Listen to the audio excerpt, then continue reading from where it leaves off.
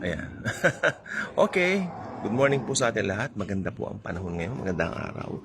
So, we really need to focus dito sa aking sasabihin po sa inyo because this is very important. Okay? You will know sino kayo kay Kristo, kung gaano ba tayo kaimportante kay Jesus. Very important. May VIP ang mundo. Pero hindi po kayang tumbasan nun ang pagka-VIP natin because of Jesus. Okay?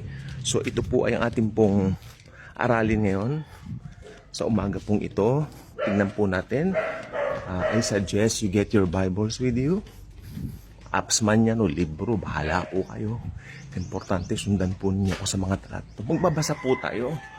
Magbabasa lang po tayo at it's very important to read. Open the day with Jesus and His Word. It's very important. Okay? So, yan po natin to. Meron po tayong wisdom, kakaibang wisdom na hindi kilala ng mundo o ng sandaigdigan. Because our wisdom is Jesus Himself. Okay? Ang ating pong wisdom ay ang Panginoong Hesukristo na nag-alay ng buhay niya para tayo bigyan ng buhay na walang hanggan, buhay na ganap at kasiyasiya, at buhay na puno ng pag-ibig mula sa Diyos Ama na siyang pinagmumulan ng lahat ng pagpapala. Okay? So umagang pong ito, I will suggest tayo po ay maging mag-aral po tayo while reading the Word, no? Nandito po ito sa 1 Corinthians chapter 2, again, 1 Corinthians chapter 2, verses 6 up to 15. Mga talatang 6 hanggang 15. So, meron po tayong siyam na verses na bubulay-bulayin ngayon. Tignan lang po natin mabuti dahil ito po ay importante. Okay? Yung buko nakain ko pa. Okay. 2 Corinthians chapter 2, verses 6 hanggang 16. Ay, sorry. Ano pala siya? 10 talata. 10 ano pala? 10 talata po pala. Come on. Okay? However, we speak wisdom among those who are mature, yet not the wisdom of this age, nor of the rulers of this age who are coming to nothing. Look. However, we speak wisdom among those who are mature, yet not the wisdom of this age. Anong sabi niya? Wisdom of this age. It means, ang mundong ito ay meron din pong kaalaman o wisdom. Tama po ba?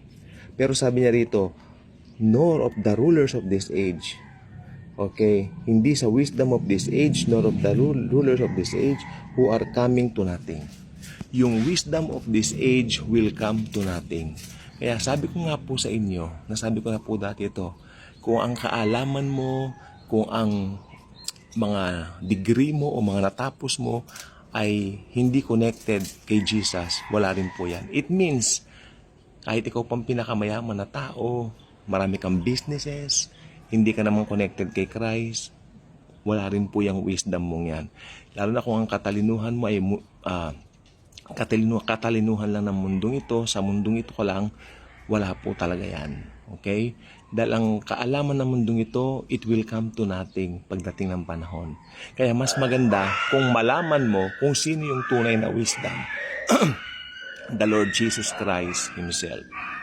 Yang mga asong yan, walang wisdom, kaya maingay. Huwag yung pansinin po, deadma lang tayo, deadma. Okay? Sabi rito, 7. But we speak the wisdom of God in a mystery, the hidden wisdom which God ordained before the ages of our glory. Before the ages, for our glory. Kalain mo yan? Meron pala siyang wisdom na itinatag o ibinuo. Okay? Para po sa ating, bago palalangin ng mundo, may wisdom ng ganyan. Para po sa ating, for our glory. Diba? Yan po si Jesus. Jesus is God, pero tinatawag po siyang wisdom of God. Dahil siya po ang nagtataglay na lahat ng kaalaman ng Diyos nang siya'y magkatawang tao. Okay? Okay, tingnan po natin yan ha. Yung wisdom na yan, nakalagay dito sa 8, which none of the rulers of this age knew. Tama. Kaya nung dumating si Jesus dito with the wisdom of God, sabi rito, the rulers of this age, okay, of this age, sabi niya, which none of the rulers of this age knew. Hindi alam nung mga Pariseo during that time ang wisdom na taglay ni Jesus. Kaya nga po, pinako nila siya sa krus. Tingnan niyo rito. Which none of the rulers of this age knew, or had they known, they would not have crucified the Lord of glory. Kasi pag alam lang nila na si Jesus pala yung Diyos na makapangyarihan sa lahat, hindi nila sana siya pinako sa krus. But as it is written, tingnan niyo rito. Ito, ang kinin po na, lagi po natin itong iisipin na sa atin po ito. Eye has not seen, nor ear heard, nor have entered into the heart of man the things which God has prepared for those who love Him. Hindi natin alam kung ano yung i-prepare sa atin ni Jesus. Okay? Meron pong wisdom tayo at the back of our minds, alam natin yung truth na pagdating natin doon sa heaven, meron po siyang ibibigay para sa atin. Meron po siyang inihanda, i-prepare para sa atin na up to now, hindi po natin alam kung ano po yon. Okay? So, yan. But God has revealed them to us through His Son, through His Holy Spirit. For the Spirit searches all things. Yes, the deep things of God. Kaya if you have the Holy Spirit, you are so blessed. No, hindi ka lucky. Huwag yung ginagamit. Pag Kristiyano ka, huwag mo sasabihin yung term na lucky. You are lucky. There's no such things as lucky in the Bible. We are blessed because of Jesus Christ. Kasi ang lucky, parang parang kaugalian lang yan dito sa mundo na parang nagre-risk ka lang no? Buhay po ng Kristiyano, hindi po yan risking. Ang buhay ng Kristiyano po ay assurance. Okay? So, tingnan po natin to. Okay. For what man knows the things of a man except the spirit of the man which is in him? Even so, none one who knows the things of God except the Spirit of God. Balik tayo rito. But God has revealed them to us through His Spirit. For the Spirit searches all things. Yes, the deep things of God.